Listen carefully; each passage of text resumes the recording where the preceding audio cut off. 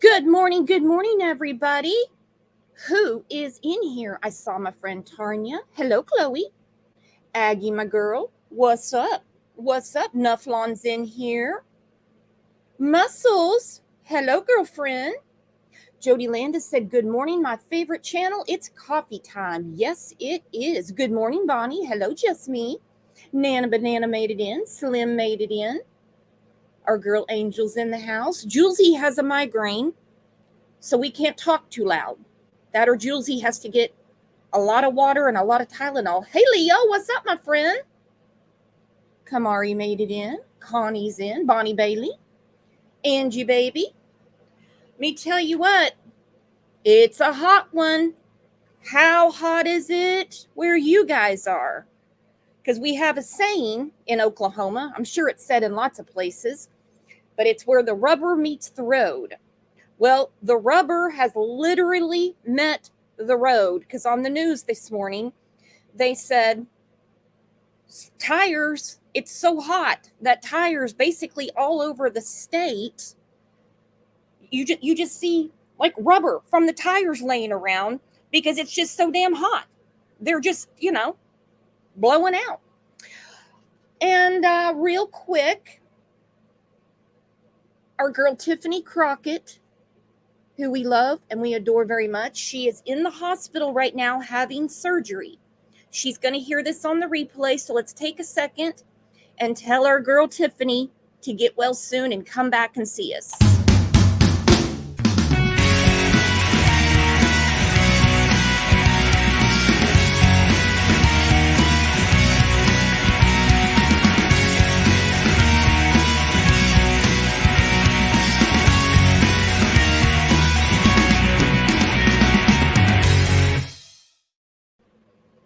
Also today, Muscles and Mascara, her dad is having surgery, so we have two members of the family that need to be lifted up. Good morning, Connie Branch. Good morning, Dolores. Woo! We have a lot going on, my friends. We have a lot going on. Doubt is creeping in. Have you noticed? Doubt is creeping in. People talk about public defenders, but I would have to say, as far as public defenders go, Bushy has got the dream team. The hell is going on? It's like Robert Shapiro and Johnny Cochran got reincarnated, because they're pulling out all the stops. There's a court hearing today with several motions to be gone over, and one is they want mainly it has to do with the grand jury. They would like to have a pause. The state says they can have the audio, but they're not satisfied with that. So before we tell everybody hello, where are you with this case? Where are you? Do you think he was truly framed?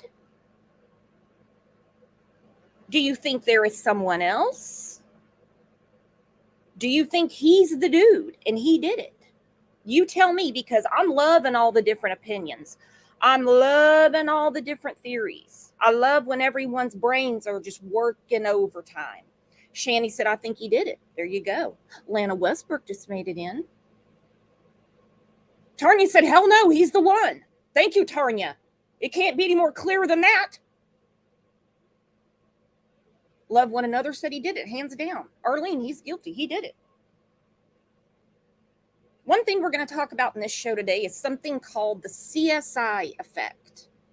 And it is a problem that prosecutors are having with juries because, well, a lot of people, watch shows like Law and Order, CSI, and stuff like that. So they're looking for the smoking gun. They want the DNA. They want all that stuff. Well, we know that back in the day, there was no DNA. You were lucky if somebody could find a good fingerprint, and still people were getting locked up. Juries understood what was being laid out for them. But now people are like, where's the DNA? How come there's no DNA? Well, have you thought with him gloving up, cleaning his car, and all the stuff that he was doing, that maybe he didn't leave any behind? Maybe he planned it that well. I don't know. Let's take a second and tell everybody hello. We're going to bring up our friend face, but you're going to recognize the voice.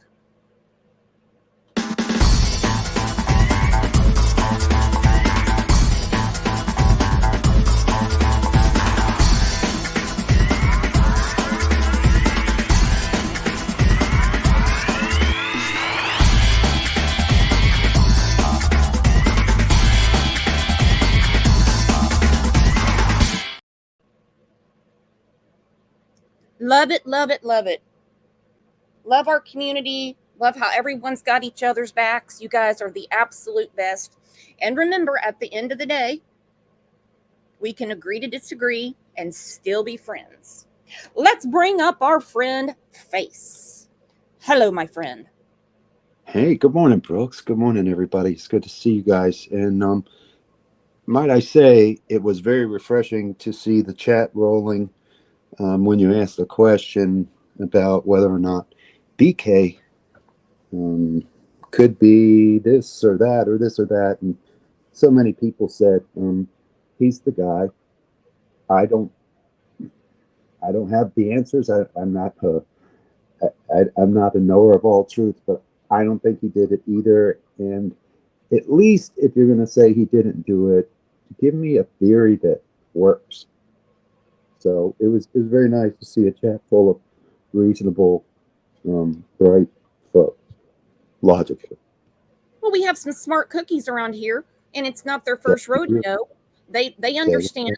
They paid attention in eighth grade civics. They know that when a probable cause is put in front of a judge and a judge signs it, they know it's their weakest evidence, and there's way more to come. So, what do you think about the latest developments and what the defense is doing? Are these defense tactics, or do you think they're onto something? They're absolutely tactics. I mean, how can they say there's no DNA evidence? They're just saying that. And I want to go back several weeks actually when Bryan had exculpatory evidence. Well, it turns out, and I saw the documents on one channel and I saw one person cover it, but the judge really dressed the defense team down because before he came to them, um, his attorneys for this, subpoena or whatever, he should have, according to the laws, submitted that evidence to the court, and he didn't. And he didn't when requested, and he's also not submitted his alibi, which is overdue according to the courts, or it's due the 29th, I forget. But he's not playing along with his alibi, and he's not producing any exculpatory evidence. So I think this is another thing the lawyers are doing, and that's what they do, and good for them. But what's not good is that people take it and run with it like there was no DNA. Maybe there wasn't, maybe there was, but we don't know. That's only what the defense team says. Right? He's playing a game, and it Yeah. seems that the defense is doing what the defense does, and they're actually doing a good job. I mean, hands down, Mhm. everybody needs a good defense. Now, let me ask you. Mhm. I think I need you to speak up a little bit. You sound a Oh, little bit. okay. How's this? I'll speak right here. Is that better, everybody? Sorry. No, you're fine. It's a live show, my friend. We have to fine tune as we go along. Now, let me ask you this. If you were accused of murder, hello, Titanium Built. Love your channel, by the way. Check out Titanium Built on YouTube. Does a great job. Yeah. If Hey, you were Tanya. accused of murder, Hmm. I don't care if you're accused of running over a dead bunny. What's the first thing you would do? Produce an alibi. Wasn't me. Right. There's no way it was me. I was doing this, or I was with so and so, or go ask them, or something. Not, I want to be exonerated. That's not what I would say. Shooting one hand and That's all wishing the right. other. See what Yeah. fills up. He wants to Yeah. be exonerated. I think he's too clever by half. I think when this thing really finally plays out, it's going to be pretty cut and dry. It's going to be what we already know. And I say that because we know what is in the PCA that's been released to us. There's so much more evidence. And I think once the trial comes, it's going to be a pretty straightforward thing. I don't think the jury will be confused by DNA like we've seen in decades past, or even years past.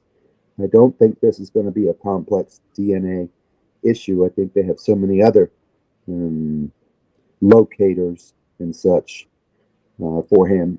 And I think it's going to go pretty smooth. But the defense is just, in my opinion, stirring up the waters, and that's what they do. But in another way, it feels like it poisons the jury pool. So I don't know that it's the idea is not to introduce reasonable doubt prior to the trial. At least I don't know. I didn't go to law school, but it doesn't seem right. It seems like the time to produce reasonable doubt is in the courtroom. So that's kind of my feeling on it. Well, and the thing is each team has a very hard job. The state has a very hard job because they have to prove everything beyond a Right. reasonable doubt. The defense has a hard job because they have to put reasonable doubt in just one juror's mind. So let's talk about the sheath. Yeah. The sheath that was found underneath Maddie's dead body has Mm-hmm. Bushy's DNA on it. Now, I Mm-hmm. understand that the defense is probably going to say that it was planted or somebody at the party left it there or something like that. And you see, they don't have to prove it. All they have to do is throw that doubt out. Titanium That's Built right. has a great comment. If you were accused of murder, you would say, wasn't me. I need an attorney. I have an alibi. You wouldn't say, who else was arrested? Is it just me? Anybody else coming? I forgot about that comment he made. You're right, Tanya. Yeah. Was anyone else arrested? Who says that shit? And as far as, excuse me, who says, uh, oh, I lost my train of thought there. It'll come back to me. Sorry. It happens. So Yeah. let's go through what we do know. We know that there were cell phone pings by the house. Okay, now some people say that's not enough. And I agree, that's not enough at all. We know that he left his apartment around 2:42 a.m. His signal was lost, and police believe Bushy was trying to conceal his location. His phone was off for 2 hours. Bushy traveled back to Pullman, Washington. Then at 9 o'clock a.m., he was traveling back to Moscow. Then from 9:12 a.m. to 9:21 a.m., he returned to the murder scene. Huh. Then he went back to his apartment. Of course, we know he did some other things too. Mm-hmm. The phone being off, his family being on to him, Hmm. DNA Yeah. on the sheath. When the SWAT team came in to get him, he was sitting there in his reindeer jammies Can you with imagine? surgical gloves on, bagging up trash. He had been putting his trash in the neighbor's trash. Why would anyone do that? Anybody around here use your neighbor's trash? I'd be afraid I'd get shot. Yeah, I don't know digging in nobody's trash. I don't got my own trash can. Here's the home that he was nabbed out of. Neighbor of Idaho killer suspect Bryan Kohberger tells Action News police and FBI raided the suspect's parents' home around 1 a.m. She says they towed away a vehicle matching the white Elantra for which Idaho authorities had been searching for. A lot going on. A lot So going on. the pings, you know, I don't think we know a whole lot about those. And I mean, we don't know if they're calling one ping a collection of pings during a day or a night. I, I just feel like we don't know. But I think that, well, there's only a few towers around. I don't know how well they can triangulate actual position, like you can in other places. But at least it may show us that he's hanging around for a longer period of time than we may think, right? Yeah. And coming back the next morning, Well, come some on, people man. said that he could have been dropping off Dylan or Bethany. One of them could have left with him. And all of Ah, that's going to come out. And I'm not going to be surprised because of the failure to notify, which is on the books in Idaho. If when it comes trial time, we're not going to hear there's a proffer agreement. But I'm not going to get too into that right now. I'm not going to get too yeah, ahead of the game, if you know what I mean, because we got a right. lot to go through. We Yeah, got a lot to go through. And that probable cause made everyone's face fall off. yeah. Well, they really threw her under the bus. I've said that before, and I'll continue to say it. I I don't know. They literally put her in danger, in my opinion. And there was a So reason for that, but we won't know for quite a while. I think everything has been very strategic and very planned. I And do too. I think there's tons of evidence on him, and we only know a little bit of it. We only know the weakest evidence. We only know the tip of the iceberg. That's all we Correct. know. There's way, way, way more. But I am afraid with what his defense is cooking up that he might get off Mhm. somehow. He might get off on some kind of technicality. But this whole thing, not given the alibi, is game playing 101. I know. You know what? If somehow he were to get off, and anything's possible, so I would never say it won't happen, but I feel like it won't. But if he were, he's going to still get justice. You don't walk away from something like that and go back to school and get a job and start a career. It's over for this kid. It's over. And, so go ahead, get off on a technicality. Steve Gonzalez is coming for your Well, let's talk about that. Can you yeah. imagine the look on the family's faces yesterday or the day before when they were told? I don't know when they were told. You never know in these cases. Hello, Magenta. When they were told, we're going for the DP. Yeah. If Good. found guilty, he's going to get the firing squad. Yeah. And to me, that's another indicator that they have very strong evidence. They wouldn't go for the death penalty on weak evidence. Right? That's what we were talking about. We did a Discord general live yesterday. Oh, okay. Yeah, jump in there anytime. I'll start announcing them more. But we were saying, look, if they're going for the death penalty, they have got something that cannot be argued. Yeah. And who says there's no DNA in his car? Just his lawyers. That His lawyers.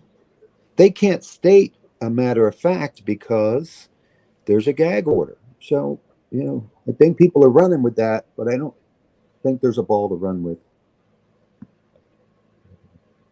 Well, let's look at what the family said this morning on the Yeah. Today Show. This is not my content, but I would have no issue if they wanted to hire me. I think I'd be a great correspondent for the Today Show. What do you think, Face? I think you would be fantastic, and I'm going to send a letter on your behalf. Have your resume ready. Someone may be calling. That's what I'm talking about. This is not my content. This is the Today Show. They didn't have to come here. This morning, in an NBC News exclusive, the father of victim Kaylee Gonsalves reacting to news that prosecutors plan to seek the death penalty against Bryan Kohberger, the man accused of murdering his daughter and 3 other students at the University of Idaho. Sense of relief. I'm glad that we're in a situation of strength and the evidence is there. And we feel that we can, they can go forward with this. The family's attorney believes it's a clear-cut death penalty case. If you're not going to pursue the guy for a death penalty on a case like this, who are you going to pursue for a death penalty? In just a few hours, Kohberger is set to return to a Moscow, Idaho courtroom for another pretrial hearing. His legal team is requesting records from last month's grand jury indictment of their client and are asking the judge to pause legal proceedings until they receive those materials. Already a key part of the case for both sides, Kohberger's DNA and where it was and wasn't found. While prosecutors said in a court filing earlier this month that Kohberger's DNA is a statistical match to DNA found on a knife sheath at the scene of the murders, His lawyers say authorities did not find any victim DNA in his apartment, office, home, or vehicle. Is this your car? He's had over a month before those search warrants were executed. Okay, I'm going to pause it right there and I'm going to go back a little bit. According to his defense, no DNA was found in the house, the car, or his apartment. They do not have all the discovery yet. Is Bill Thompson playing a game with them? Possibly. I mean, but I think that in all fairness, his defense team should have all the discovery by now. I mean, that's the way, trials work. You have to know what the other side is working with. And that's why the prosecution wants an alibi. But they should give them the discovery, all the information. But I don't think they do either right now. And you can't, apparently you can, but just saying something doesn't make it so. Exactly. The defense doesn't have to prove anything. They don't have to prove anything. They can clearly say they don't have anything. That is a tactic. Ann Taylor is doing a great job. Listen to this again. Now, let me tell you something. The Goncalves family has wanted the death penalty from the get. Before they even made an arrest, they wanted the death penalty. Now, when the trial goes down in October, we're going to hear everything. Yeah. Steve may not understand, and Shannon Gray needs to tell him the death penalty could very easily be a bargaining chip to get him to plea and not go to trial. And I think they're going to be very upset. Thank you, Tanya, for the gifted memberships. You guys grab those up, get your Easter baskets. I really hope Shannon Gray explains that to them. We've seen it in many cases. And where it was and wasn't found. While prosecutors said in a court filing earlier this month that Kohberger's DNA is a statistical match to DNA found on a knife sheath at the scene of the murders, his lawyers say authorities did not find any victim DNA in his apartment, office, home, or vehicle. Is this your car? He's had over a month before those search warrants were executed after the crime to throw away his clothes, wash his car, clean out his apartment. There's multiple ways to explain the lack of DNA in his vehicle, in his apartment. There's not a lot of ways to explain his DNA on the sheath of the murder weapon. The legal battle is also unfolding just over a mile from the scene of the quadruple homicides. The off-campus home where Madison Mogan, Kaylee Gonsalves, Xana Kernodle, and Ethan Chapin were killed was set to be demolished. Before a judge ruled it should be preserved. Now the University of Idaho says they hope to have the house down ahead of the new school year. Look, I get where the dean of students is coming from. He wants the house down. But when a judge says, leave it, then please do. You don't want to do anything to get in the way of this. You don't. Bama Skin, thank you for the super sticker. Thank you so much. Bama Skin said defense may be trying to flush out all the discovery from the state. But dang, this is getting really interesting. It truly is. You can't make this up. This is like a movie. I saw Wist made a good comment that, we don't even know if they have knife yet. And they're not going to tell us. And there's so many things like that they're not going to tell us. So it's hard on the human mind when there's so many blanks, because we tend to fill them in with the worst thing, or sometimes the most highly improbable thing for whatever reason. And he is going back into court here in about an hour and a half, and it will not be. Thank you, Jules, for gifting a membership. Thank you, Honey Buns. It will not be televised, but they're going to go over these motions to pause, because his defense they basically want the indictments from the grand jury thrown out. And it's a very far reach, because that almost is never done. Right. It's their right to challenge it, and fair enough, but I don't see that happening. They're also interested for some reason, maybe just to make it appear like he's being railroaded, but they're interested in getting the method and means by which the FBI and other law enforcement was able to obtain information like the DNA and such. And, that's not something that the prosecution or law enforcement is obligated to give to the defense ever. So not giving him that does not mean there's something going on. They're just there. She's good, Ann Taylor, but she's just throwing everything at the wall. She's good, and we want the right person. Yeah. We want conviction we want the person that did this off the streets, out of society, and justice for the innocent victims. Xana, Ethan, Madison, Kaylee. Snow said, Brooks, is today your son's birthday? Oh, yes, it is. Spend a second with me to tell my oldest son happy birthday.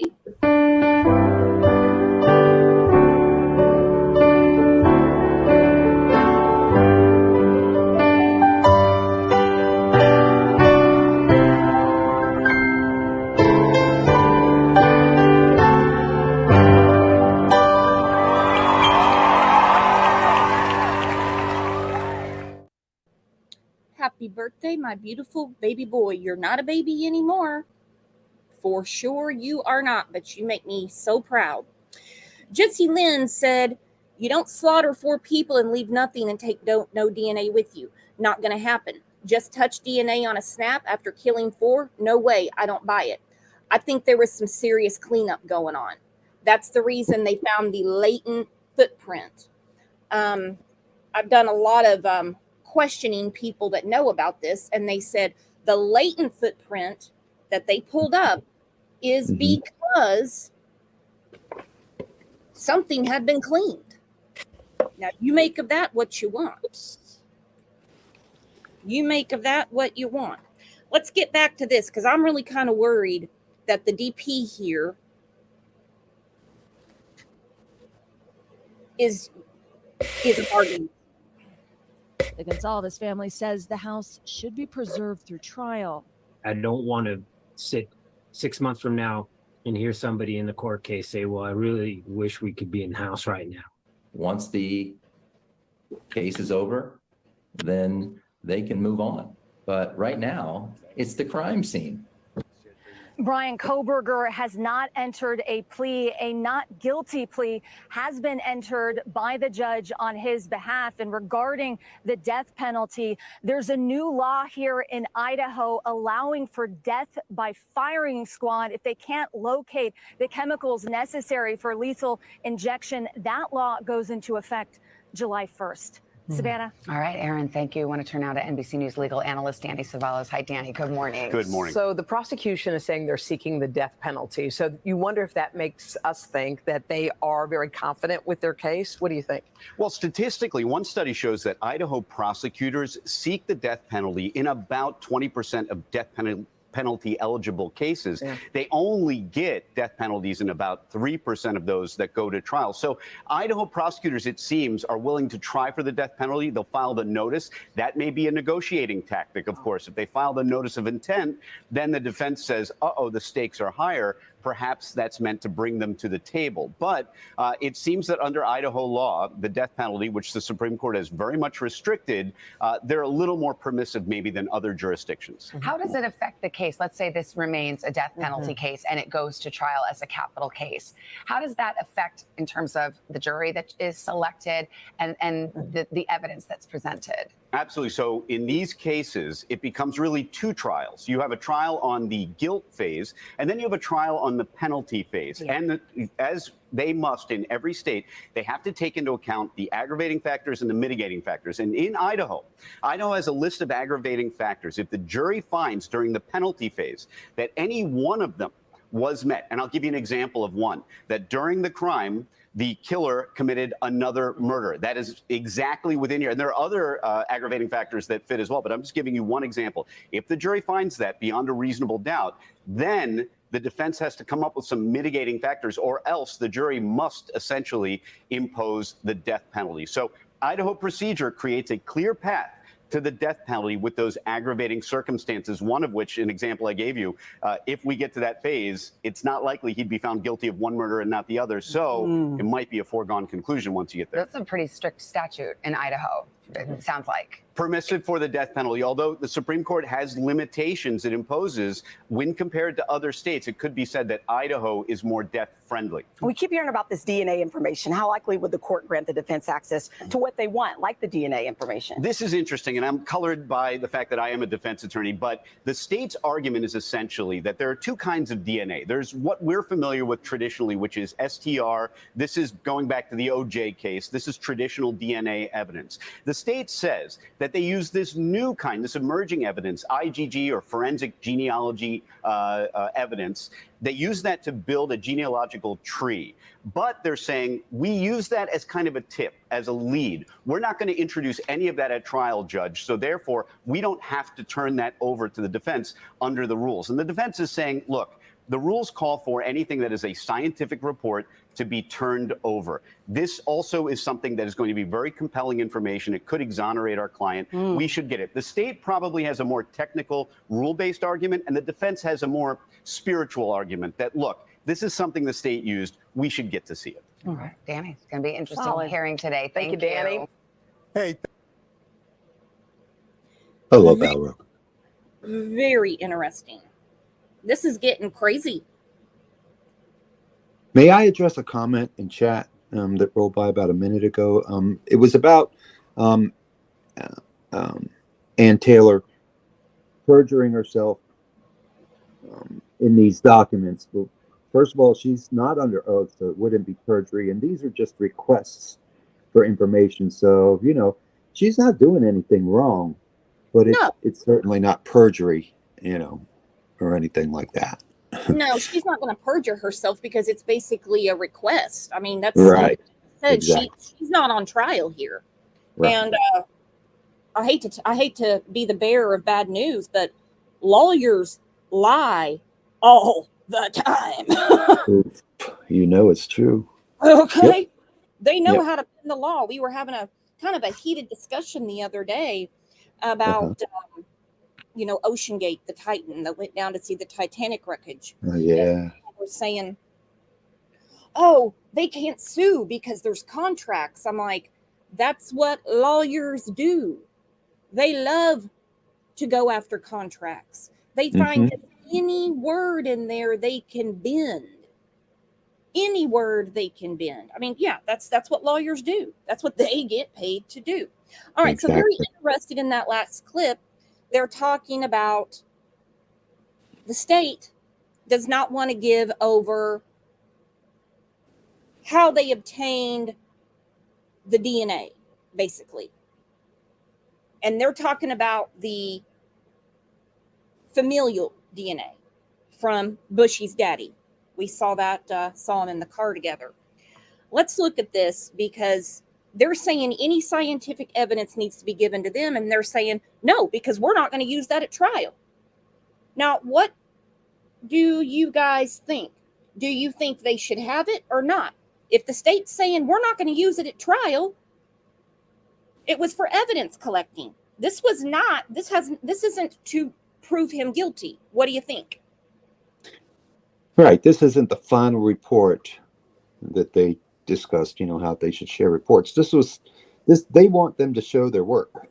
And, you know, on a test, in elementary school, you may have had to show your work, but you don't have to show your work. When you hand in a project at work, when you do anything for anything, you don't have to show your work. You just have to show your final product. And that's my take on it. Yep. Ann Taylor, I have to give it to her. She's got some real big lady balls. She's good. She's good, and she's very confident. She's very confident. So if everyone in chat could put yourself in Bryan Kohberger's shoes, do you think he would want the death penalty, or do you think he would prefer life? I think he would want the death penalty. I'll start because I think I don't know. I don't think that someone like him could bear a lifetime of jail and be in other people's control. And I also don't think he's going to plead or negotiate or anything. He wants the spectacle of the trial. He wants to watch people suffer when they put those pictures up. Mm-hmm. Attorney said no, he wants to be exonerated. Yep. He doesn't want either. Option B. Life, death, or exonerated. I'll take exonerated. I'll take exonerated. I would too. Yeah, I'll take C. Prepared to plead to these charges? We will stand beside. Bryan Kohberger stood silent during his arraignment on burglary and first-degree murder charges. His lawyer explains why, as the prosecution confirms publicly for the first time that genetic genealogy was used to identify Kohberger as a suspect and that the DNA in the case is a statistical match. I'm Anjanette Levy. Thanks for joining us here on Law and Crime. Okay, so they're saying quit worrying about the touch DNA because the DNA on the sheath that was found underneath Maddie is exact to his cheek swab. Exact to his cheek swab. Bushy is not the only defendant that will not plead. Bushy is not the only defendant that won't give an alibi. Because if he didn't do it, he needs to start playing his cards unless he enjoys being in jail.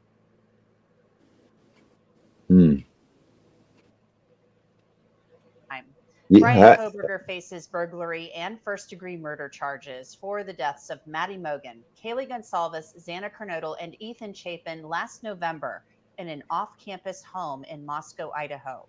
We've known since Kohberger was charged last year that prosecutors claim DNA found on a knife sheath on Maddie Mogen's bed was 99% likely to have come from a child of Kohberger's father. But prosecutors say further DNA testing has revealed the DNA found on the knife sheath is a statistical match to DNA collected from a cheek swab.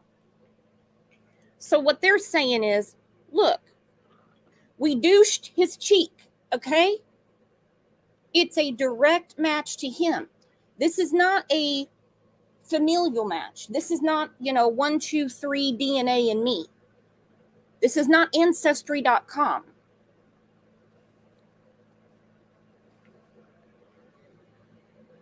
This is a buckle slip.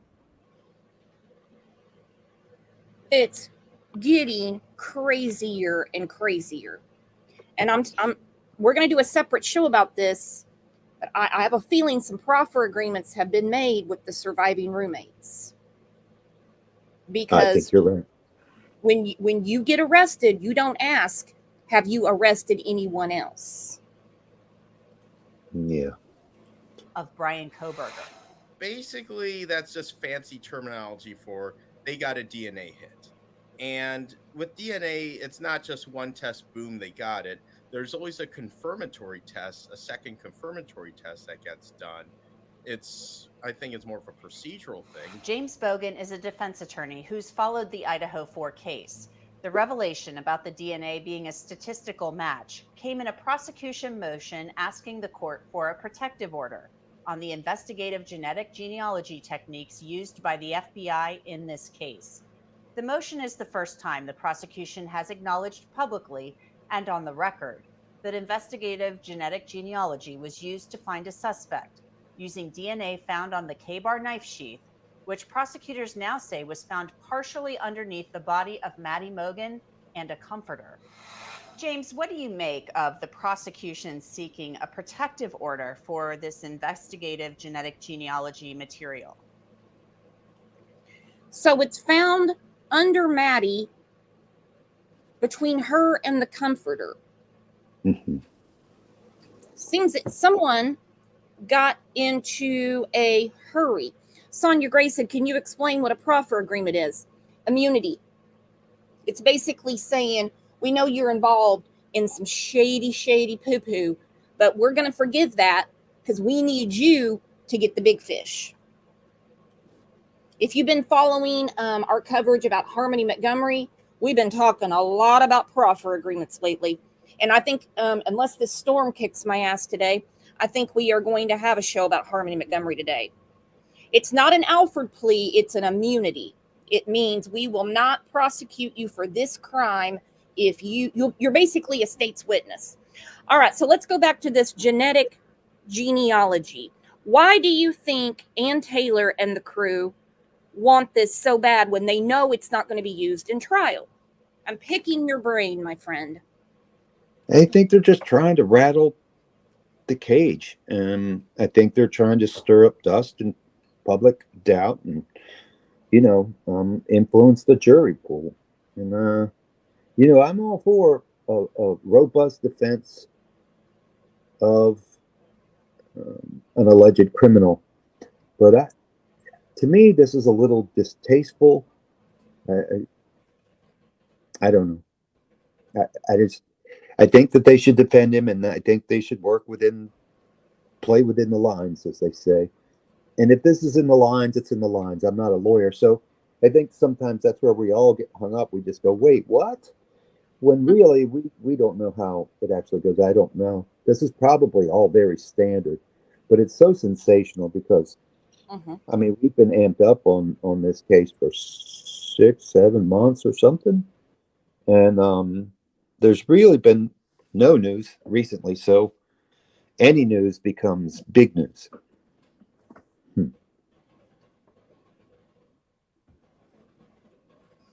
Our resident expert on the familial DNA, the ancestry, Pat, is in here.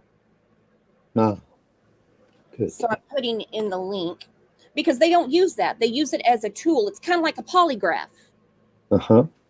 I'm just using that as an example. I mean, they're obviously two very, very different things. But like, people get hung up on these polygraphs. Well, did they pass a polygraph? Why did they take a polygraph? It's not going to be used in trials, so don't worry about it. It's a tool. Just like they've been using this familial DNA to get them on the right track. I think that's a great analogy. Yeah. The state says in their opening paragraph they're seeking to protect the names and personal information of, they're saying, hundreds of innocent relatives on the family tree, and the names of the publicly available genealogy services used, and certain other information that's described in the motion. It's quite a lengthy motion. Now, I could see wanting to keep innocent parties out of public record. Okay, and that's part of it. Because through this process, they're digging up a lot of relatives, and he said, you want to keep innocent parties out of the record. Maybe that's what the state's trying to do. Hello, my friend Pat. Like I said, our expert is up here in familial DNA. Let's have a round of applause for my very dear friend Pat.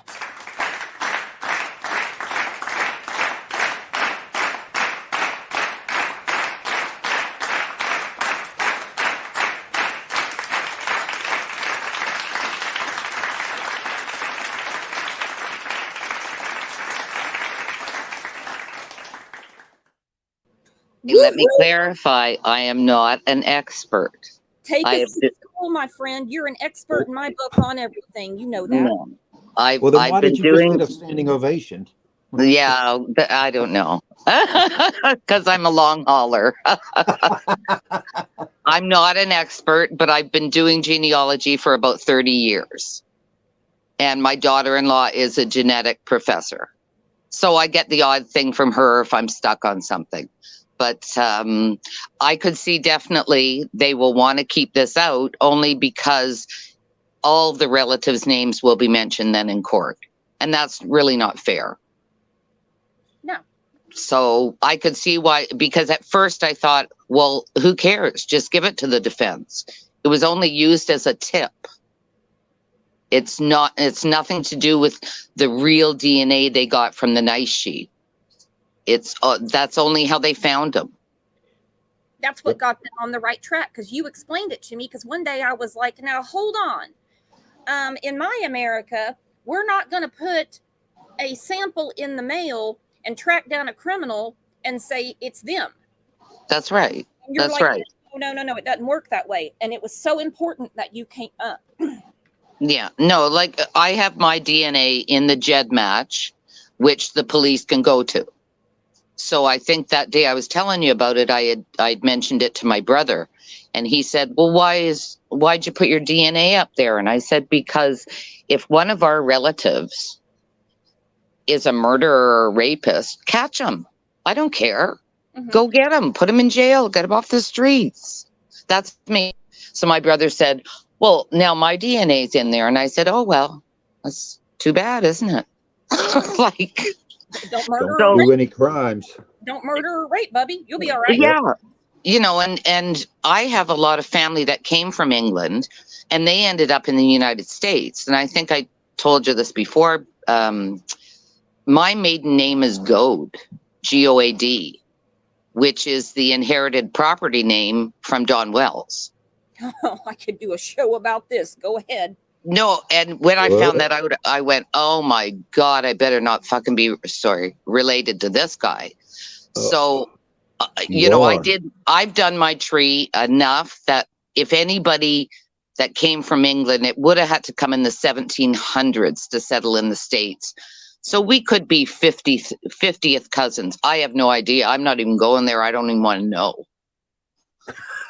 Like that made me sick the day I heard when everybody started saying, oh yeah, the property was from his mother. She married a William Goad. And I'm like, oh my God, like no fucking way. But anyway, no. So that's just how funny it can be. But when you go on DNA, Ancestry, and 23andMe, well, actually, I think 23andMe, I won't comment on that, but Ancestry will not give out any information to the police unless it's in for imminent danger. And that is in their agreement that we agree to. I read the whole thing. It's like 35 pages. So they won't just, if a police officer phones and says, here, run this DNA to see if you have a match, Ancestry will not. But we can volunteer, which I did. There's 2 websites that the police can use, and they're called GEDmatch and Family Tree DNA. And I voluntarily uploaded my DNA to those so the police can use it. And that's how it's worked. And then CODIS, of course, but that's only for criminals. CODIS, yeah. Yeah. I had a dream last night about CODIS, and I guess I'm getting ready for my shows and my dreams now. It's so weird. I think you're getting ready for winter in your winter CODIS. I'll tell you about it later. So you're saying what they're doing is the right thing by saying, no, we're not going to give this over, because it exposes people that have nothing to do with this. Yes. Yeah. Like when you have a second cousin, you've probably got 800 to 1,500 relatives out there from your great grandparents. That's how it goes. If you have a second cousin, then that means you more than likely share a third grandparent. So that's how you do a family tree. If it comes up a first cousin, then you usually share a grandparent, and it just goes up and up and up. It's like a math equation, but anyway, I love doing it. I still have not done anyone in the United States yet. Because I love your records. You guys are amazing for records. It even tells you who you vote for. Like I couldn't believe that. You might have to get my record and remind me, because hell, I can't remember who I voted for. I try to brag on my voting record, but I'm like, shit, did I even pay attention at that last one? I was so pissed standing in line. Yeah, well, that's a census record. So they only have the census records, I think, online right now up to 1930 or 40. I'm not quite sure. I haven't done a US one, but they're very interesting. They're very, they give a lot more information than other countries. So I was surprised at that. But anyway, that's how it all sort of works. It's just you're following a family tree. A second cousin, you'd probably share a third grandparent. And you can find a lot of records from a third grandparent. And so that does not need to be thrown into a high profile case. And next thing you know, someone's knocking on Aunt Mamie's door in Hot Springs, Arkansas, who's a sixth cousin once removed to Bushy, saying, have you ever been to Moscow? I think you're the killer. Yeah, like you don't need any of that crap, especially with the stuff that goes on the internet. It's not fair. I mean, if they let them use it, but they make all of those names private, or if they could do that, then go ahead. It was only used as a tip. That's it. This is a tip. Yeah. And got nothing to do. And the thing is Ann Taylor knows that. But right now what we're working on is we're putting doubt out in the public. Yeah. We're getting things lined up in case we need to appeal, because we're talking about the death penalty here. And with the death penalty, he gets a lot of appeals. So when she's told, no, you're not going to get that because it can't be used in trial, then she might have something to appeal on. But I don't know. I'm not an attorney. I don't play one on here. I don't Google that stuff. I go to experts like Pat and Face here. That's good. Yeah, sorry, go ahead. Try other places. I was surprised they are going for the death penalty only because I thought, I guess I think people would be, if they were on the fence, they wouldn't want to go for guilty if he was up for the death penalty. Although I think he should be. I mean, I like the firing squad idea, you know. And as that father had said, if you don't use it for this case, then what case would you use it for? For real. Which is totally. Why don't we use the firing squad? I mean, it's very effective and efficient. You don't have all these problems with the drugs and I don't know. I can't believe that drug penalty, problem. Let's have the stomach to have a firing squad. That's, you know, you got to go. Well, we don't even have the death penalty in Canada, so I have no idea. My mother not used to. My mother was like a nun. She really was. But one thing she did say to me when I was in my teens, early teens, is, dear, if they took all the rapists out there and did a public castration, she thought there'd be less rapes. And I remember her telling me that and going, oh, God, I can't believe you said that, Mother. But, you know, she was born early 1900s. So it's like, get rid of them. Why should we pay for these people the rest of our lives? But anyway, I won't go into all that. No, it's okay. But I want to poll the chat. We're not going to get political. I don't care who you vote for. Not my business. Just like I don't talk about, you know, which way I lean, which I'm very bipolar when it comes to my politics.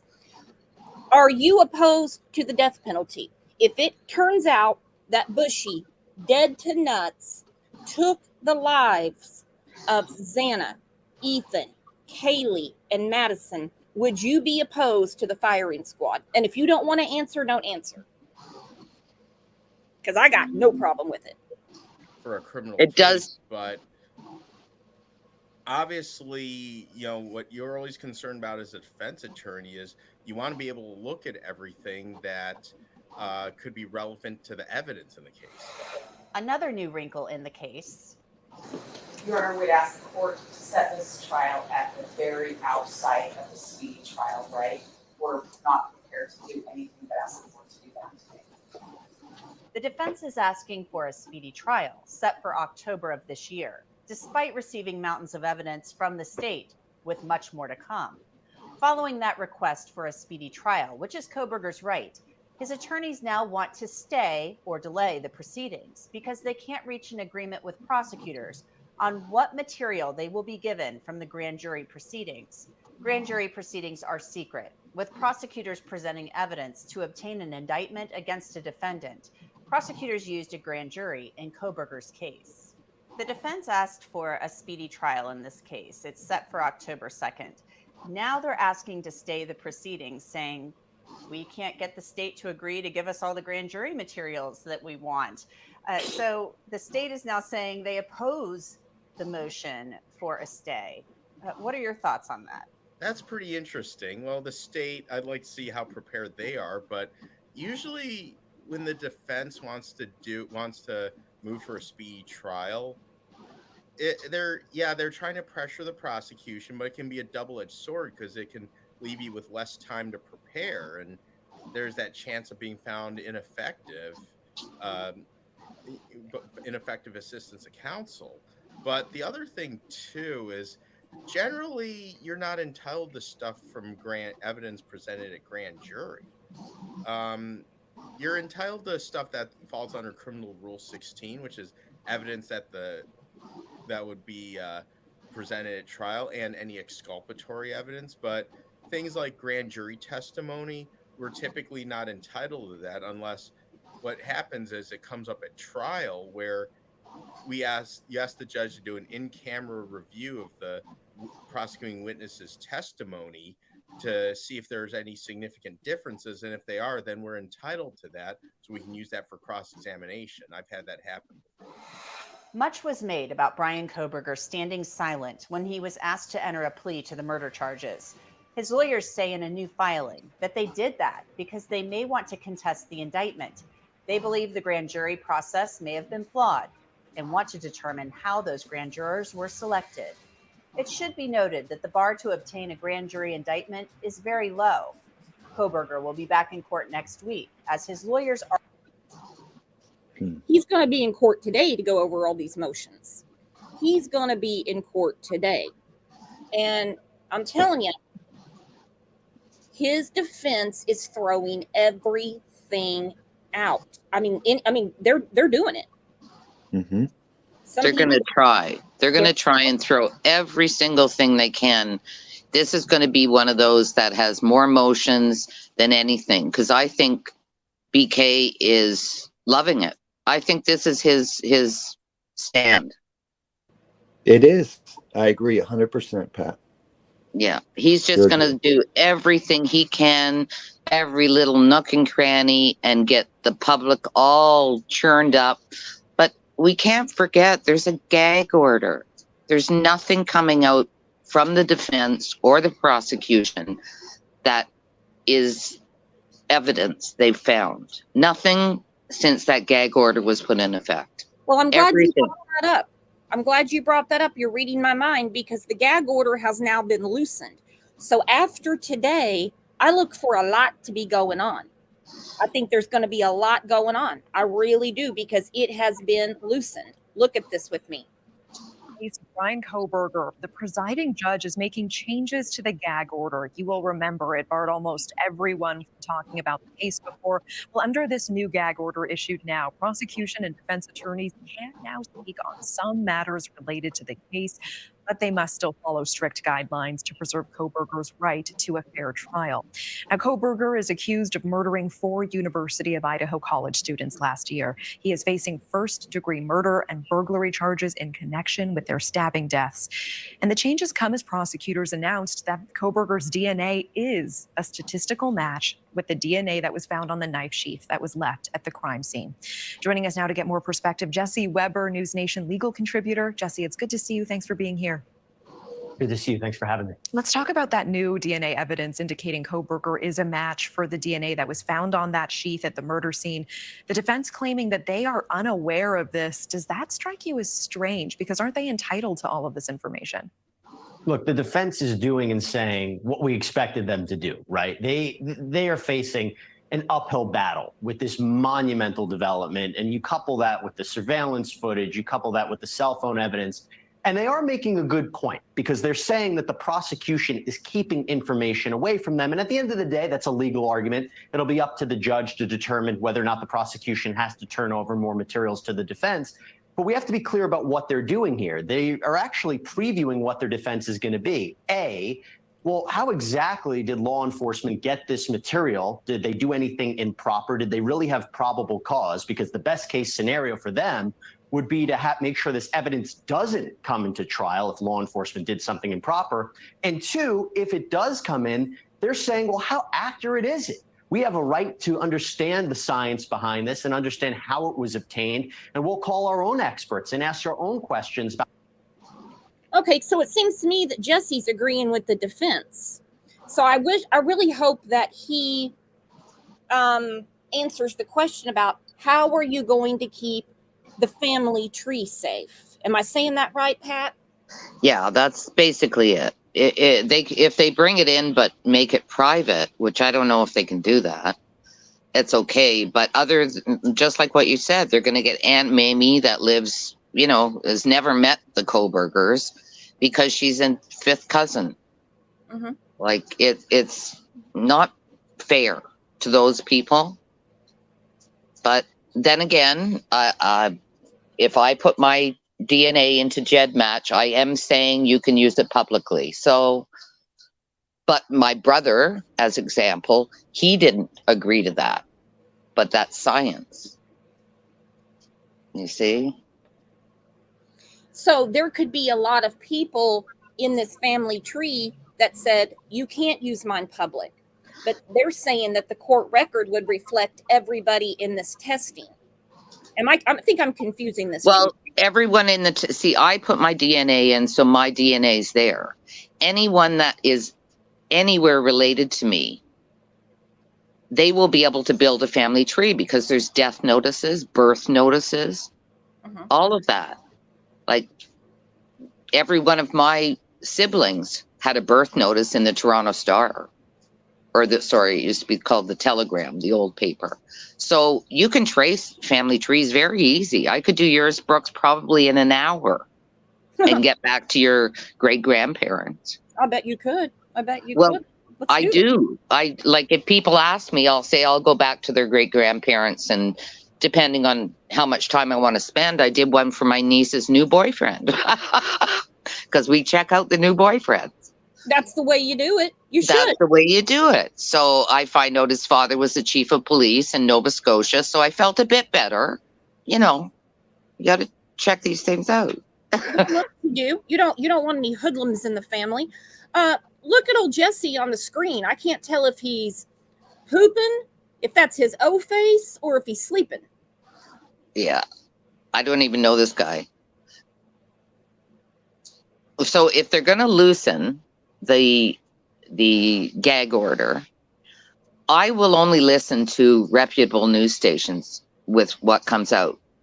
I don't go in. Isn't one of them. I'm telling you something right now, because everything that has come out in the last week, if what Ann Taylor is saying is true, that there's no DNA in the car, the apartment, the house, that tells me, and there's no connection between him and the victims.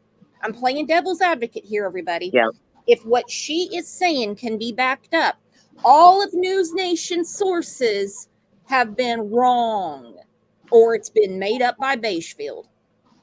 Yeah. So I can't listen to that stuff because unless they say, here is a quote she said last night at 8:00 on the news, so I can go verify that. If they don't say that, then I'm not believing them. I don't believe anything anybody says unless I can back it up.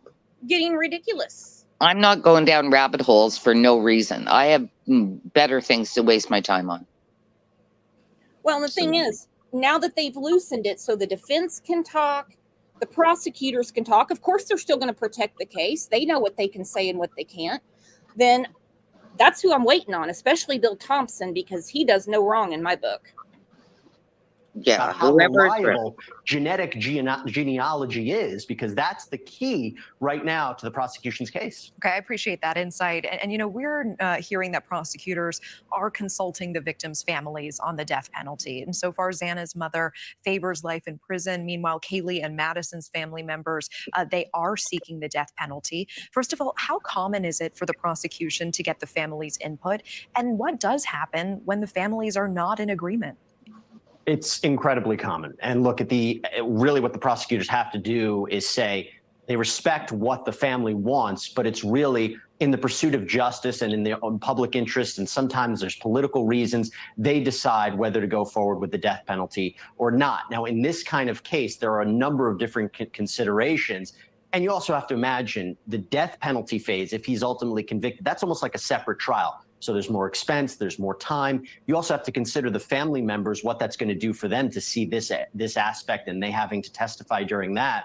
But if you had a death penalty case, this feels like the one in Idaho. I mean, the death penalty is on the books for this kind of case. It's a horrific quadruple homicide. It's incredibly high profile, young victims, savage nature of it. So I wouldn't be surprised if prosecutors decide to move forward with the ultimate punishment. I do want to talk quickly about this modified gag order now. What kind of information do you expect we will now be able to hear going forward? Not much. Basically, the attorneys in the case, like the prosecutors, the defense attorneys, the attorneys that are representing victims, they can talk a little bit about the case, but kind of bare bones, like the scheduling of the trial or what are the nature of the charges. They are allowed to make statements to correct the record if there's some sort of really bad misinformation coming out. But that's it. They can't talk about anything that's going to materially prejudice the case. They can't talk about the evidence. They can't talk about evidence that's not going to be in the case. They can't talk about a plea deal. So I don't really think at this point we're going to learn anything major from the attorneys, but it is for our news organizations a little bit of a win because they can speak a bit more than they were previously not allowed to. Okay, I appreciate that. We're looking at this new court filing from Kohberger's attorney saying that there is no connection between his client and the 4 students who were murdered. How can he say that when he supposedly followed all 3 of the female victims on Instagram? It's a little bit of a play on words. Do they mean to say that he had no connection? He was a... Okay. Why did Now, she say that? Because this actually is confirmed. Because when Ann Taylor says he has no connection to them, but like she just said, he was following them on Instagram. Listen to that. I missed that. You can see it on his profile.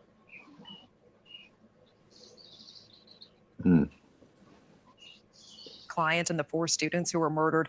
How can he say that when he supposedly followed all 3 of the female victims on Instagram? It's a little bit of a play on words. Do they mean to say that he had no connection? He was a complete stranger, because that may very well be the case. But to say he had no connection at this point, I wonder if that's a bit disingenuous, particularly since it's my understanding we don't know the complete evidence from the prosecution. For example, they found blood on different items in Kohberger's apartment or house. And so we don't know who that tested positive for. Thank you for watching. And, the one that I saw, he was only following Maddie. But, we had all these spoof accounts come around.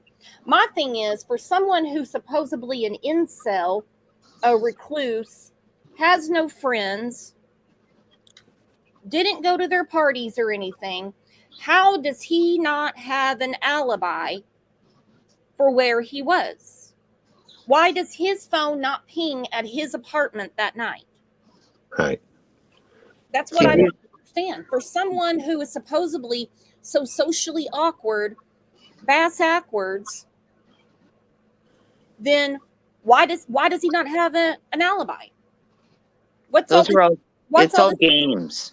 Yeah, he's playing games. What's all this exoneration stuff? Like, you seriously want to get convicted?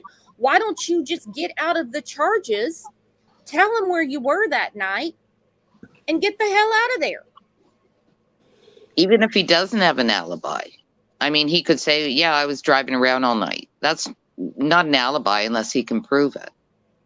So it's just all games. He's just going to try. He's probably researched this thoroughly. Agree. And this is his big stand in life. Yeah, cat and mouse game, and he's loving it. And yeah, just get him to trial, convict him, send him away. It's exhausting. It is just exhausting. Yeah, he's creepy. I don't like his eyes. I don't like it when you have a picture of him on the screen. It makes me sick.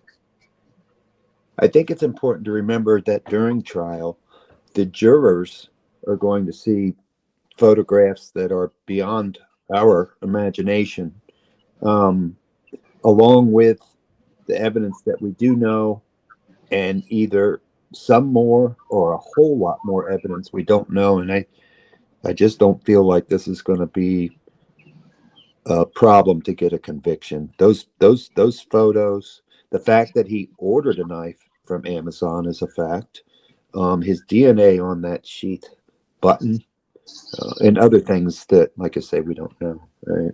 I just I don't agree see. totally. Yeah. Totally. In the totality of everything we know about, Yeah. you know, that you've got to look at the totality of it. You've got to look at everything all put together. And Yeah, because in and isolation you can break anything down, right? yeah. Mm-hmm. Yeah. Brooks, what was the result of your poll? Death penalty or not? Oh yeah. Most people said they have no issue with it, and that's okay. Yeah. I just like to hear different theories, different opinions. I mean, you're never going to get breaking news here. I'm not going to solve the case. I can't get warrants. I can't get CCTV. I don't know the difference between a dog hair and a cat hair. It's not my forte. Okay. Yeah. I will say on the death penalty that discussions with you guys. In a case like this where, it's pretty clear there's been a good trial and the guy is guilty, I think the death penalty is appropriate. But the problem is the death penalty is used in ways that aren't morally ethical. And there's so many people on death row that are innocent. And I think one life is too many. And so while I wouldn't mind the death penalty for Bryan Kohberger and others that, it's very clear they did it. The problem with that is that then that becomes part of your institution. And we've shown ourselves to be inept at, convicting guilty people and giving them the death penalty, 100% of it with 100% accuracy. And I can't imagine sitting on death row and I didn't do it. What would that be like? Jeez. So that's the way I feel about it.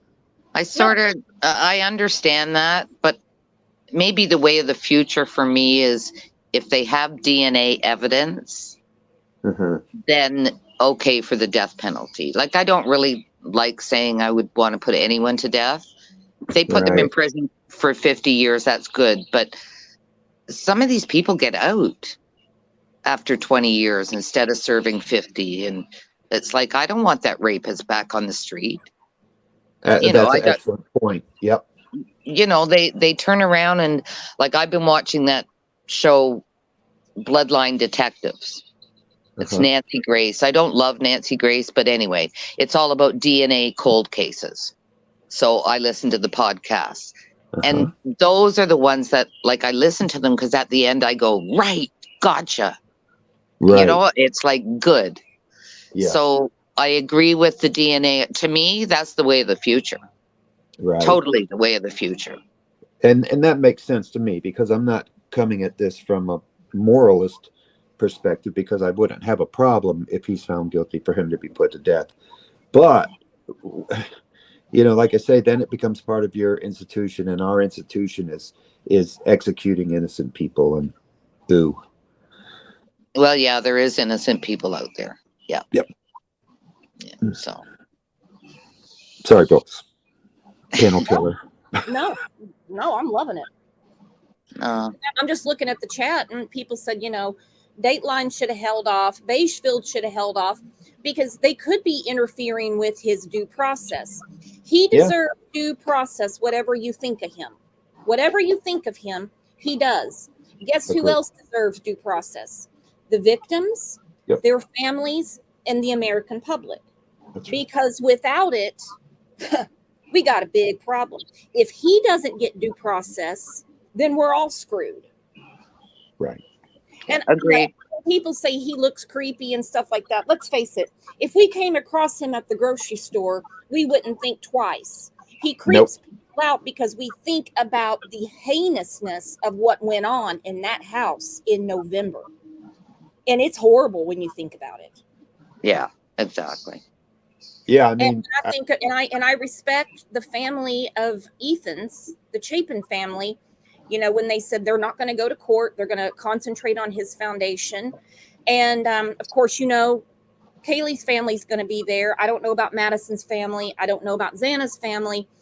I do worry about the families being there because with the 8-hour time gap and the failure to notify when the medical examiner testifies about the times of death, they're going to hear that there was a possibility that someone could have been saved in that house.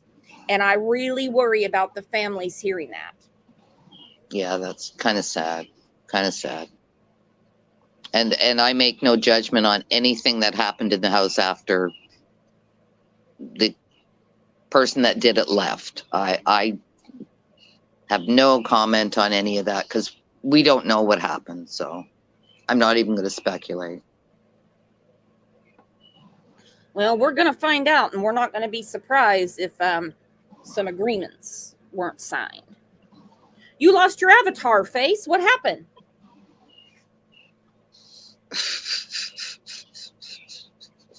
Jessie Lynn, my girl, said, I have to stop listening to sources and rumors and stick to the facts in the documents. There you go. Yeah, Mama totally. The 8-hour time gap doesn't look good for the roommates. No, it doesn't. No, it doesn't. Now, this we're going to go through kind of slowly, okay?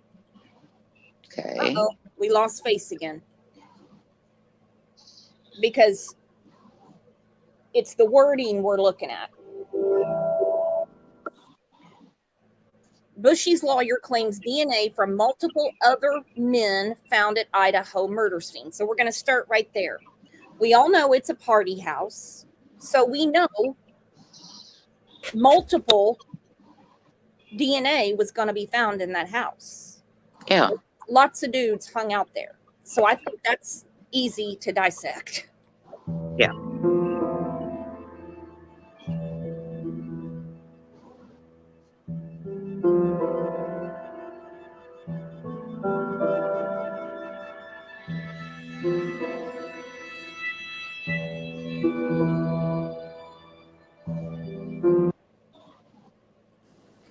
They claim DNA from multiple other unidentified men was found in the house where 4 University of Idaho students were murdered last year. Now, what they don't know is if those people have been tracked down and interviewed.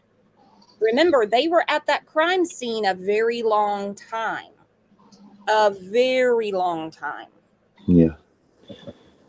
I think both sides are playing games with each other, guys.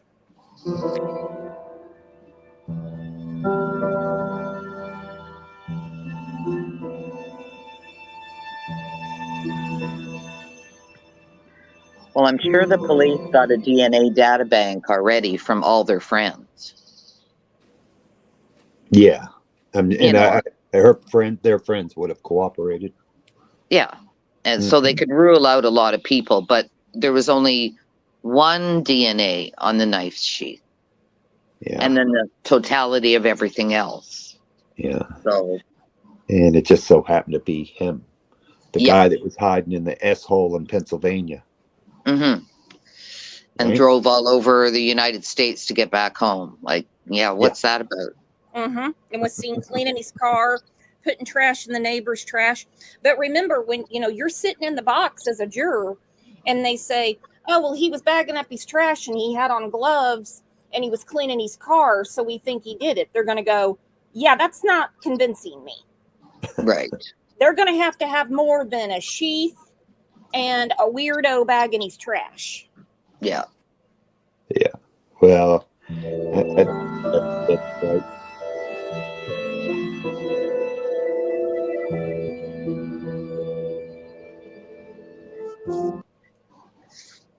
Okay, so they're really stuck on this. Other DNA was found in the house. I'm going to let you go first, Face. Okay. So there's a whole lot of DNA in my house here too. And when I was younger, there was even more. When you're young, you have a lot of people over, and if you're drinking, if you're partying and stuff, maybe someone's passed out. Who knows why something's where? But there's no secret, and we've seen it ourselves. in the body cam footage that was an in and out place. That there was people there all the time, and a whole lot of partying going on. Not to disparage, I wasn't any different at that age. I get it, but I'm just saying that's your sources. I'm surprised that that's all they found. I would think they'd find many more sources. I would say there'd be hundreds of sources. Yeah, Hundreds light and hundreds. switches. Yeah, doorknobs. You know, because what college kid cleans their house once a week with bleach? Nobody. So, well, like really, nobody would. So Right. there's got to be DNA. I think they're trying to confuse the public that doesn't really understand what DNA is. Yeah. So they're And like, oh, well, there was lots of DNA. Well, that doesn't mean there was lots of people that killed that were killers. Yeah, this is a Jedi mind F on potential jurors. That's the way I see it. Do you know what? That's a good way of putting it. I was trying to think of a statement and a Jedi mind game. That's perfect. That's what he's doing. Yep. Yeah. Yeah. Bama Skin, thank you for the super sticker. Said, I'm kind of getting the vibe that even if he's innocent, he's loving the attention and games at this point, and he's used to protective isolation anyways, and just waiting for a payday in the end. Who knows? Could you imagine if he gets acquitted, or he does produces an alibi, or he does get exonerated, all the stuff that has been said? Could you imagine? Yeah. The money he's going to be raking in? No, I don't see why he's in isolation. Put him in Gen Pop. Well, why they put want to him in get their isolation? case. Maybe afterwards, they. I don't see why they shouldn't afterwards, if and when he's found guilty. But I think for now, they probably ought to be sure he gets to court. Yeah, I know. 100%, 100%, because that's part of the due process. And even if they have it stacked up as big as the Empire State Building, they're like, it's our duty to get him in front of the jury. Now, after that, we'll have to see. There's nothing better than general population justice. So, ultimately, he'll be there. That's right. We don't want him in our society. Put them in his society. Yeah. And to be quite honest, he didn't hurt a child. He didn't do any like sexual crime. He's probably not going to have any problem in there. Look at Alex Murdaugh. People are like, put him in Gen Pop. Are you kidding me? Yeah. He's probably got cornrows in his hair and stuff by now. He's a popular dude there. They're loving him. Yeah, you're right. He's trading beef sticks. They don't care that he killed his wife and son. They think he's the coolest dude there. They're getting free legal advice. Shit. No. Cornrows.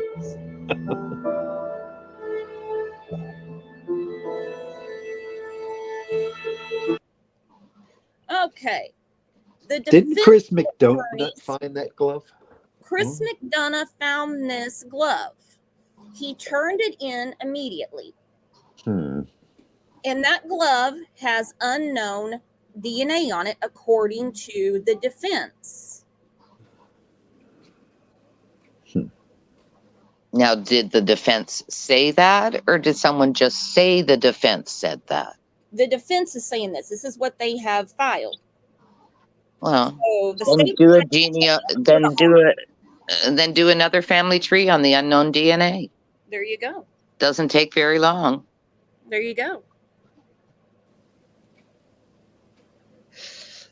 I don't think we're sitting here saying what BK is thinking,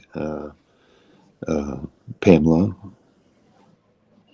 We don't know. I think we'd all three of us here would be the first to say we don't know what BK's thinking. We don't know what happened. We don't know. It's just a discussion. It's just a discussion. Brooks opened the show that way, yeah.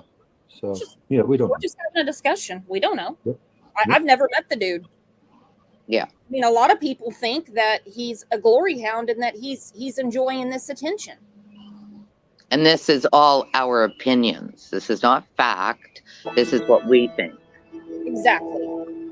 Yeah, the only facts we have are that. That's it.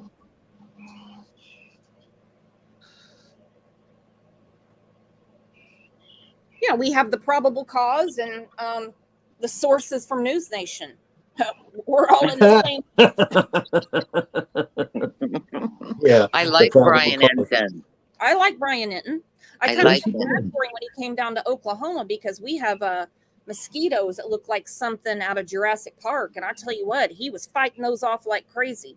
All right, Jay Logsdon, which is one of Bushy's attorney, also reportedly argued in the court filing that there's no evidence of a connection between the victims and Kohberger. And what's the definition of connection? That's what I want to know. What's the definition? Just because, let's say he ate at the Mad Greek, that's not a connection. It's a public place.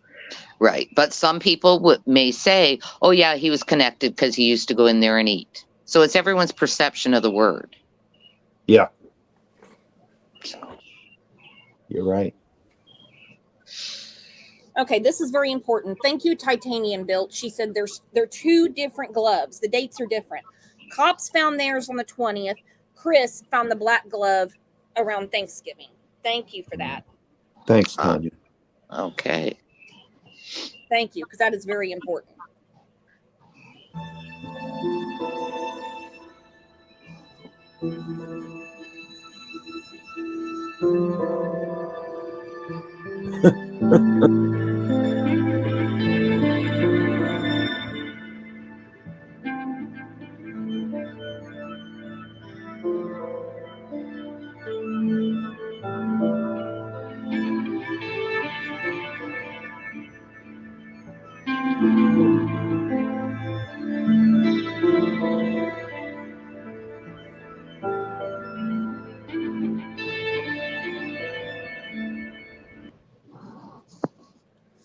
So what is this about? He continues to claim he had no connection with the victims. When did he claim it once? Did his lawyers even say that? That's what they're saying. He has no connection to them. There's other DNA in the house. There was a glove outside with other DNA. We know how that's going to be argued by the state because they know what they're doing. It was a revolving door of kids that came in and out. I mean, the day of the discovery of the crime scene, it was a hysterical mess in there. When the chief asked how many kids were there, I mean, how many people were there? And his eyes got like as big as saucers. He's like, we're not sure. There was a lot. I mean, all of Greek Row knew before the police.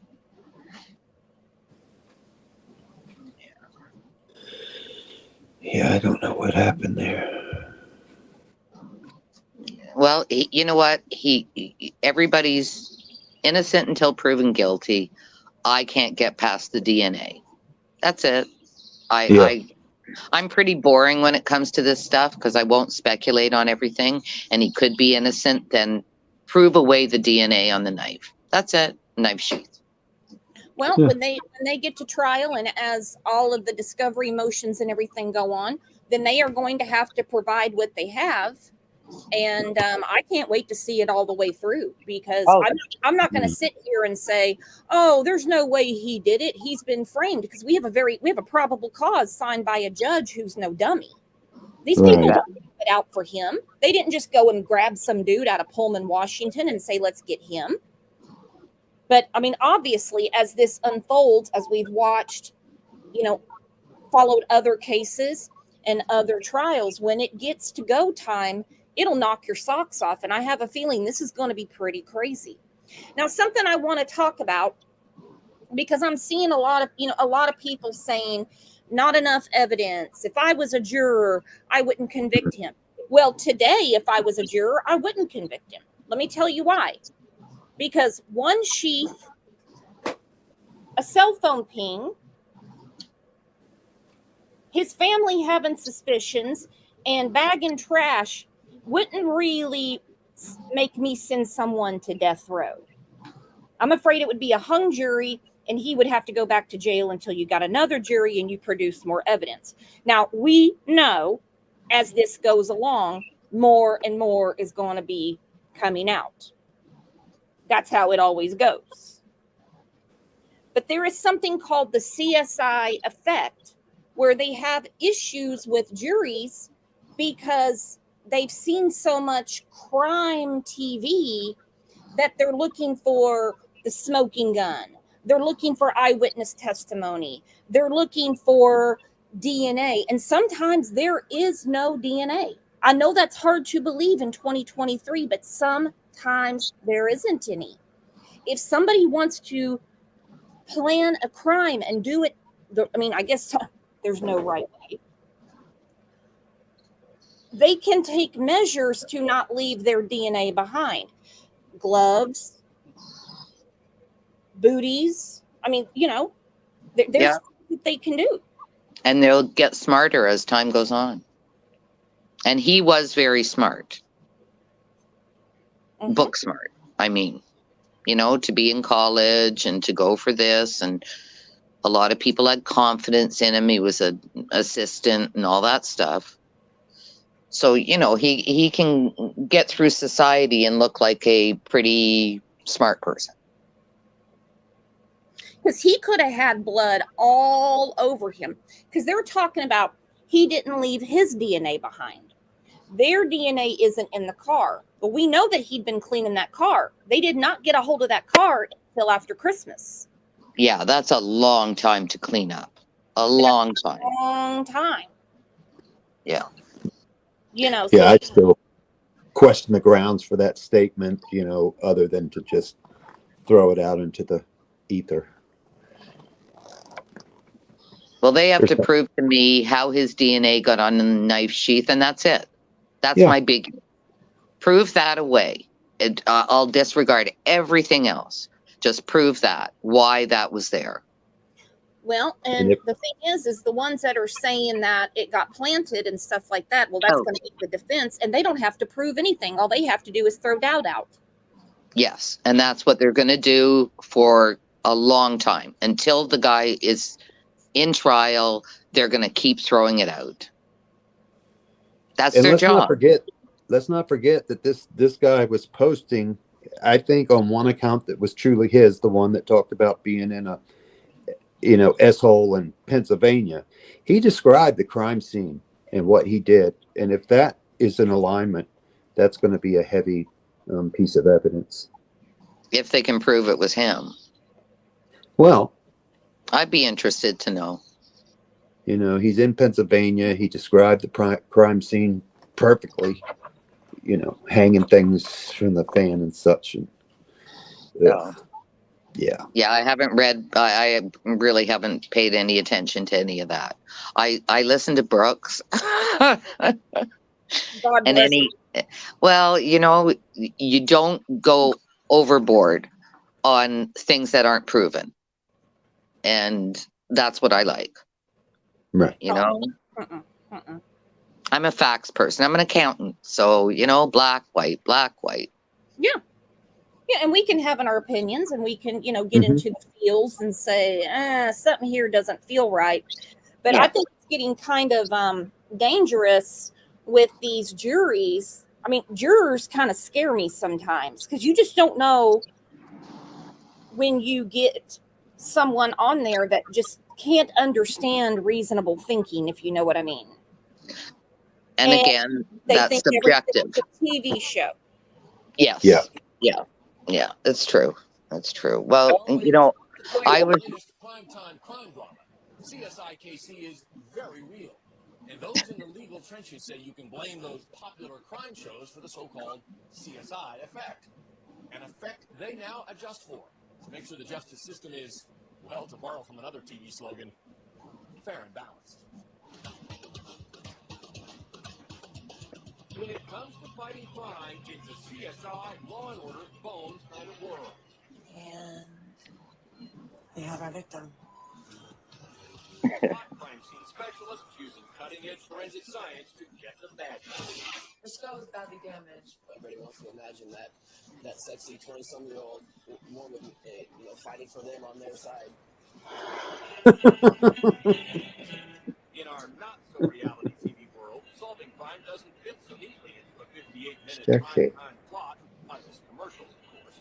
I think the suicide effect, I've seen it. has had an impact, and the jury's always not going to justify it. But Judge Robert Schieber says that reality doesn't keep jurors from expecting that art will imitate life. I think they do have an unreasonable expectation of forensic evidence. I think that they kind of spoiled almost by these shows that are TV CSI shows. And I think that they're expecting evidence from the prosecution that just maybe not even be there. Proof beyond a reasonable doubt does not require scientific or forensic evidence. You were told that O.J. Simpson had left on it. Prosecutor Don Parsons traces its early beginnings to O.J. on trial. DNA and blood spatter and hair fibers going mainstream.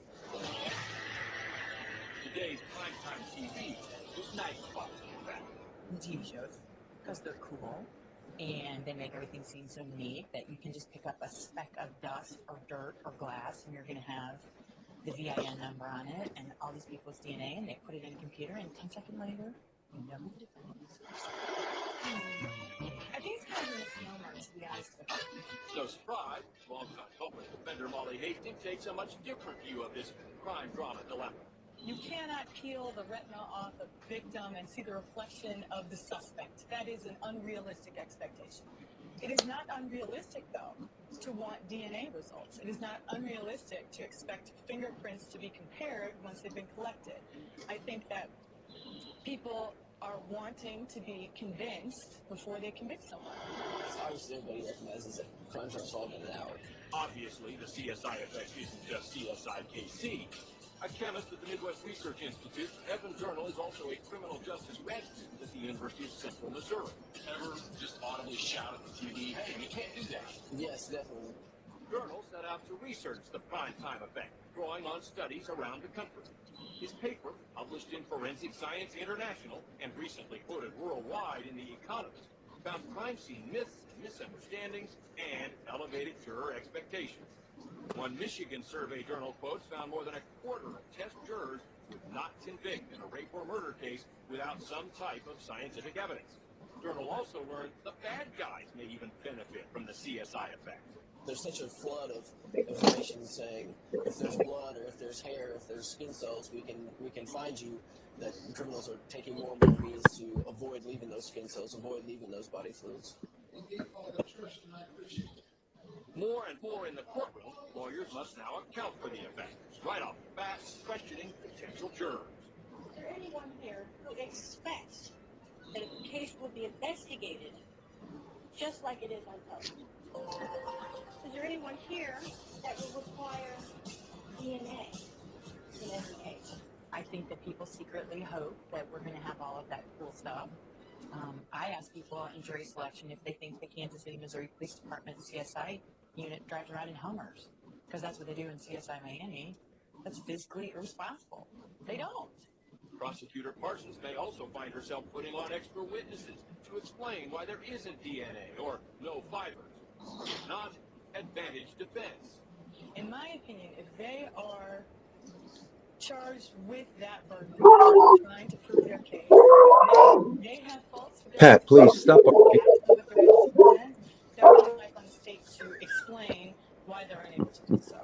In the end, the issue isn't really whether there is a CSI effect or not. It's more whether 12 men and women can come into this room, sit down, set it aside, and reach a fair and just verdict. But I think in the final analysis, the jury do a good job of listening to the evidence, following the instructions of the court, and coming to the right verdict. Even if it means forgetting the glitz and glamour of primetime crime. You can still enjoy them. Obviously, they're great shows. They are based in good science, but don't get too caught up in the fact that they're going to be able to solve every crime every time. Prosecutor Don Parsons does see one benefit for her side. At least in the crime dramas, the good guys usually get the bad guys. I just think that is really interesting, the way that the CSI effect has affected our court systems, juries, when people say, well, where's this? Where's this? Where's this? Where's that? Sometimes it doesn't exist. No. For sure. For and sure. you have to admit, in this case, there is a lot of very, very strange things that cannot be overlooked, that are going to have to be explained in October. I'm never going to understand someone who is not what I would consider athletic getting into an extremely strangely laid out home and going ninja and get back out with 4 victims with a knife. This is not a gun. This is a knife. And getting right back out undetected. No one calls the police. No DNA, no blood. Supposedly, I mean, there was blood leaking out of Hannah's room. You would think that there would be, I mean, when someone is bleeding out, that's a lot of liquid, if you know what I mean. I mean, I'm on pins and needles to hear all this. The timeline does bother me, but I have to jump down. I just had a girlfriend walk in my backyard, and she doesn't follow any of this stuff, so I don't want to shock her. So, I love you guys, and I will talk to you later, Brooks. And it was nice to meet you face. Thank you so much you. for coming Enjoyed up and it. being our expert for the day. Oh yeah, thanks a lot. I'm not an expert. Bye. I need to get her an expert hat. I tell you what, I'm gonna make her an expert hoodie. You know, she lives There you in go. Canada where it's cold quite a bit. I sent her the OG. She's the original member. She's our first member, and so she Is has an she? OG hoodie. Yeah, she's the very first How member. about that? That's The cool. OG member. Yeah. She even took pictures and put them in Discord of her and her OG hoodie. Now, what about this case? Let's say you were a juror. We're going to play pretend. Yeah. Bothered you the most? What would you sit there and mill over and go, that's just not making sense? And that's based off of what we know right now. We know there's much more that's going to come out. Yeah. Well, I guess for me, the only thing that doesn't make sense, but I do think eventually we'll have an explanation is the time gap. Even though I can kind of see it, and I don't know, it is strange, but I don't know. Everything else seems pretty cut and dry, so that would be the thing, I guess, if I had to pick something that I would be hung up on, but I would reserve judgment and see what the heck is going on. I don't know. That's a really weird thing, and I think people, have a legitimate question about that. But I don't know. I just don't know. But everything else seems pretty good. Seems pretty strong. Well, I mean, I'm with you because time is a big thing just in my daily life. I'm one of those people that's 30 minutes early to everything. I mean, before the doors open, I'm there. So time in these cases to me is very essential. So Right. 20 minutes for someone to get into a house, slaughter 4 people, leave 2 behind, leave, and this all happened in 20 minutes. I have never read anything anywhere that he's any kind of, Steven Seagal, if you know what I mean. Yeah. So I'm probably twice Kohberger's age, and I think I could do that with a knife in the right. Well, with a knife in the right, application, it doesn't take long. That's a pretty quick thing. Not a lot different than a gun, other than you just need to be closer. But the right cuts do the job.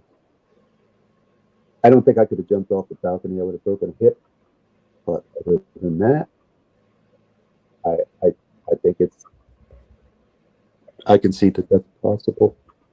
For someone, I guess, who's been planning their mark, which let's say the mark is Maddie, but 3 other people get in the way, and so he had to take care of them. This is just a scenario. I mean, if you're really trying to get out of the situation, I mean, I can see it's feasible. The 20 minutes, for some reason, that bugs me, especially with the weird layout of that house. Oh, we got thunder coming in. Dang, I'm probably going to lose my Wi-Fi. I better not lose power. Hope not. And then, of course, the 8-hour gap to call for help. Because I'm telling you, it's going to be heartbreaking when the families have to hear the medical examiner give the actual time of death. And when they find out that somebody could have been saved, it's not going to be too cool. Heartbreaking is what it's going to be. Yeah, it is. I don't know what to make of it. Oh, and for chat, I'm not a serial killer or a mass killer, nor have I ever killed, or am I planning to kill. I was just saying, that I think it could be done even by an old guy. Change your name to Dexter. Let's give him.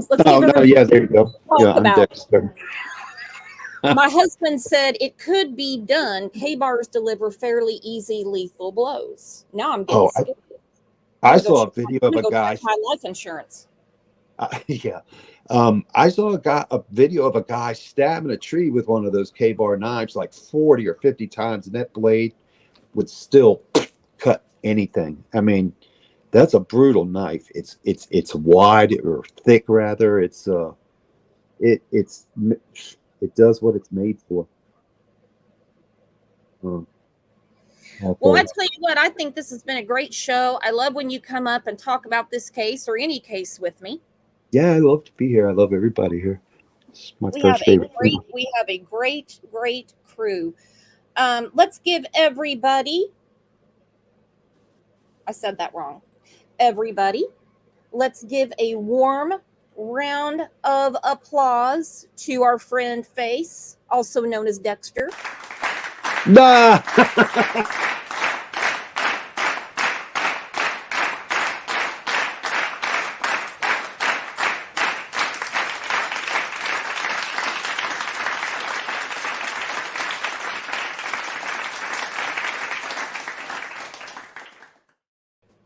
Say, could someone in chat pass me some ice for that burn? Oof. Bama Skin said Dexter Face lover, not killer, LOL. That's right. Nana said, you rock, Face. Dexter Face. Oh, thank you. Are you going to change that for real? Because I'm loving it too much. Am I going to what? I said, are you going to change that for real? Because we're loving it too much. No. I'm not going to be Dexter. No. You're not going to lose that nickname now. You know, when we find nicknames in here, they stick. I know. Well, it's fine in here, and that's okay as long as everyone knows that I wouldn't do a Dexter on them. Well, we got to worry about my husband, who was like, K-bars are pretty easy. It can be done. They give lethal blows. And I'm like, he just asked me about my life insurance over the weekend. It is funny when people say certain things. You go, bum, bum, bum. Oh, yeah, you go, to what? Yeah. To what? Let's take a second to remember the victims in this. We talk a lot about the state, the defense, Bushy, other people. Let's just take a second to remember the victims.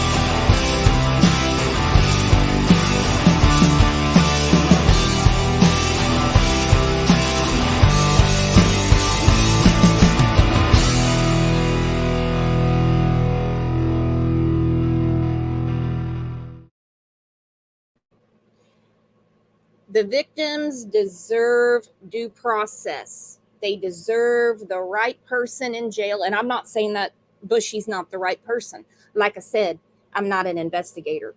More's going to unfold. Of course, we're going to continue following. Thank you guys so much for being here. You are the best chat and the best community on YouTube. Thank you for the donations. Thank you for gifting memberships. And all in all, thank you for being you. Thank you, Miss Pat, for coming up. Thank you, Dexter Face, for coming up. And I will see you guys over in Discord or one of the Facebook groups. Now, set your reminder. Make sure that your remind all is on, because we might, when this storm clears out, do a show about Harmony Montgomery this afternoon. You guys are the absolute best. Thank you for being yourselves, having a voice, speaking your opinion, and opening my eyes to things I never thought about. That's why I love you.